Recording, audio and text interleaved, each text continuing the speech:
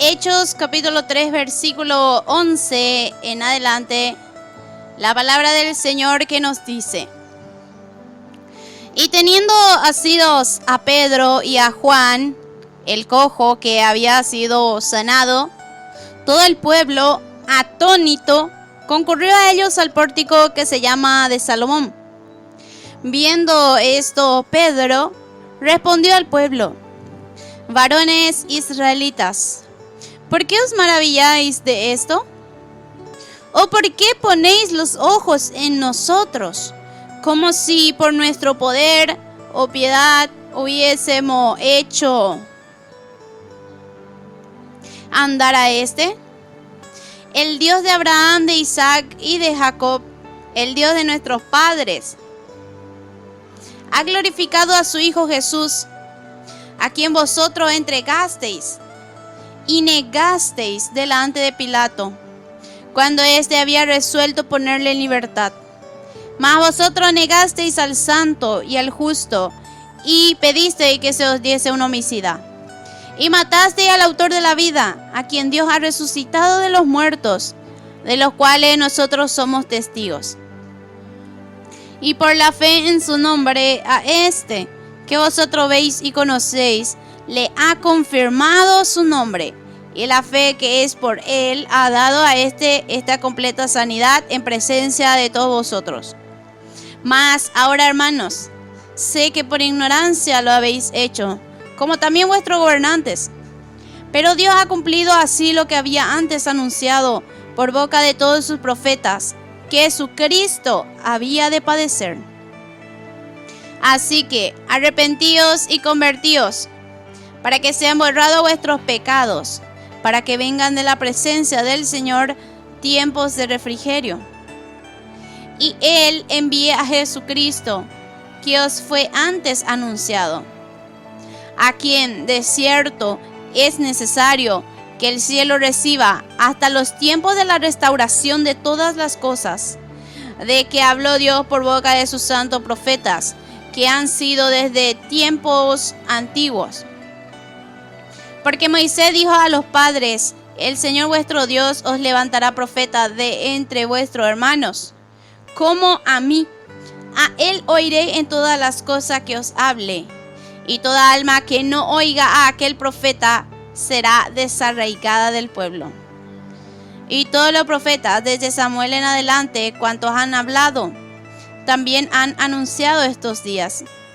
Vosotros sois los hijos de los profetas y del pacto que Dios hizo con nuestros padres, diciendo a Abraham: en tu simiente serán benditas todas las familias de la tierra. A vosotros primeramente Dios, habiendo levantado a su Hijo, lo envió para que os bendijese, a fin de que cada uno se convierta de su maldad, nos dice la palabra del Señor.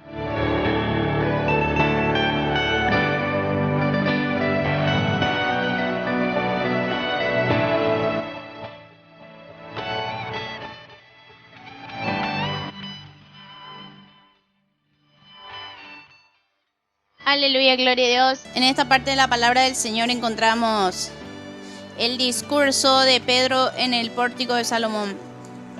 Ya es el segundo discurso que Pedro hacía, que encontramos en el libro de los Hechos. El primer discurso era cuando llegó el Espíritu Santo, cuando él tuvo que hablar a todo el pueblo y predicarles, cuando se convirtieron aquel día como 3,000 personas. Este era el segundo discurso de Pedro, cuando el cojo fue sanado. Este cojo que estaba cada día a la puerta del templo de la Hermosa, allí para que pudiera pedir limosna, ellos le ponían. Cuando se acercó Pedro y Juan, él mirando, él les rogaba a Pedro y a Juan que le diese una limosna, pero dice que Pedro con Juan fijaron en él sus ojos y les dijo: míranos, le dijo. Entonces estuvo atento a aquel cojo para ver si no le iba a dar algo. Pero Pedro dice que con toda autoridad le dijo: no tengo plata ni oro, Pero lo que tengo te doy en el nombre de Jesucristo de Nazaret. Levántate y anda, le dijo. Gloria a Dios. Le tomó de su mano derecha, le levantó y dice que en ese momento se le afirmaron los tobillos. Aleluya. Los pies y los tobillos se le afirmaron a aquel cojo. Y este cojo saltaba. Él anduvo, dice que glorificando al Señor, entró en el templo con ellos, dice, alabando al Dios, y todo el pueblo que le veía andar alababa al Señor. Y en esa parte es que en el versículo 11 dice que este hombre tenía asidos a Pedro y a Juan, doña Caramá de Cuera. Y dice que todo el pueblo estaba atónito, porque un milagro bastó en ese tiempo que Dios hiciera para que todo el pueblo pueda estar atónito y para que Pedro pueda predicarle la palabra del Señor. Y dice que concurrió entonces el pueblo junto a Pedro y a Juan y el cojo que estaba con ellos al pórtico que se llama el Salomón. Y allí Pedro, viendo esto, viendo que la gente se amontonaba, él vio esto como una oportunidad para poder predicarles. Entonces Pedro les dijo: varones israelitas, ¿por qué os maravilláis de esto? Va ericolape, gloria a Dios, peñe sorprende. La cuamba eres, hey chupe. ¿Por qué se sorprende? ¿Por qué se maravillan? Hey chupe, cuera. ¿O por qué pone los ojos en nosotros? Decía Pedro.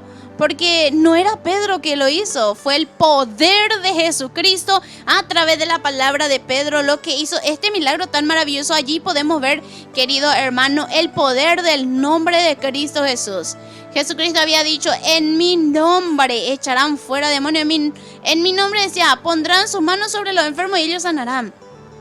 En este momento ellos ni siquiera pusieron sus manos sobre este cojo, sino que mirándole solamente le habló y le dijo que no tenía ni plata ni oro, pero lo único que tenía era el poder de Cristo y esa fe que estaban unidos para hacer una obra maravillosa en aquel cojo. Entonces, lo que tengo te doy, le dijo Pedro. Lo que tenía le dio entonces, y él lo que tenía era el nombre de Cristo Jesús, la fe que unido con el poder de Dios hicieron este milagro maravilloso en este hombre cojo, afirmando sus pies y sus tobillos para que él pudiera caminar. Gloria a Dios. Y decía Pedro: ¿por qué ponéis los ojos en nosotros? Como si por nuestro poder o piedad hubiésemos hecho andar como si fuera que oré la orehuerecuala poder, o por nuestra piedad, o porque oré bueno y tres agüere, o pearupimba el acocojo o guataje. Y no decía, sino que le empezó Pedro a predicar. Cualquier cosa que Dios hace, querido hermano, es una buena oportunidad para nosotros para poder predicar a los demás. A lo mejor no digo,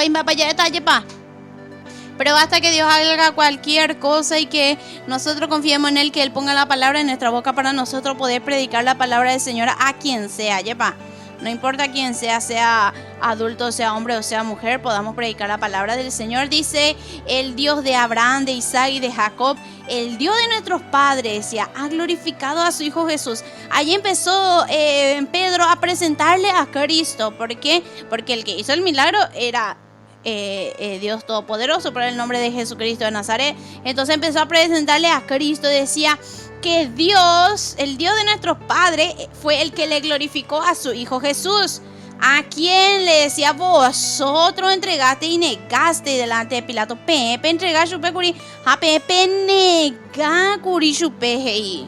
Gloria a Dios. Cuán grande castigo, dice la palabra, que es si nosotros le negamos a nuestro Señor Jesucristo. Catulañas de Yurupendaña negáis, pero con nuestro hecho lo negamos, queridos hermanos. Por eso es muy importante muchas veces mirar nuestro hecho y nuestra actitud, porque con eso le negamos a Jesucristo. Y Él dice que cualquiera que le niegue aquí en la tierra, Él también le va a negar allá delante de sus santos ángeles. Y dice: vosotros entregaste y negaste delante de Pilato, cuando éste había resuelto ponerle en libertad, porque Pilato quería ponerle en libertad a Jesús, pero el pueblo más clamaba, gritaba diciendo: crucifícale. Mas vosotros negasteis al santo y justo, dice, porque Jesucristo es un Dios santo. Él es un Dios justo. Él, el único justo que estuvo sobre la tierra, ¿verdad? Porque Él caminó sobre esta tierra. Y él dice la palabra del Señor que él no pecó.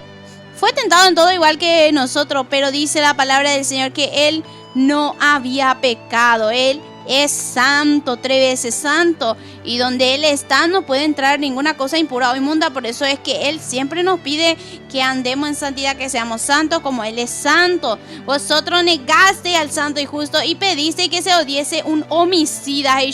¿Por qué? Porque ellos gritaban que se le soltara a Barrabás y que se le crucificara a Cristo Jesús. Eso era lo que la gente pedía y gritaban los israelitas. Entonces eso les estaba diciendo Pedro.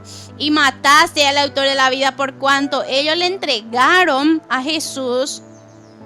Y aunque fueron los romanos y los alguaciles los que le mataron, ellos fueron cómplices. Entonces quiere decir que ellos fueron también los que mataron al autor de la vida. Jesucristo es el autor de la vida. No hay otro autor de la vida, solamente Cristo Jesús de Nazaret, el autor de la vida, a quien Dios resucitó los muertos y de lo cual nosotros somos testigos, decía Pedro, porque ellos fueron testigos de que Cristo resucitó, le vieron resucitado varias veces. Entonces ellos son testigos de que Cristo Jesús había resucitado. Dice que Jesús estuvo 40 días otra vez después de su resurrección, mostrándosele a ellos de tiempo en tiempo, y luego cuando tuvo que ascender estuvo a los ojos de 500 personas, delante de los ojos de 500 personas estuvieron. Gloria a Dios, aleluya. Entonces dice, y por la fe en su nombre a este que vosotros veis y conocéis le ha confirmado su nombre. Por la fe en Cristo Jesús es que este hombre había sido sanado, y eso estaba diciendo Pedro.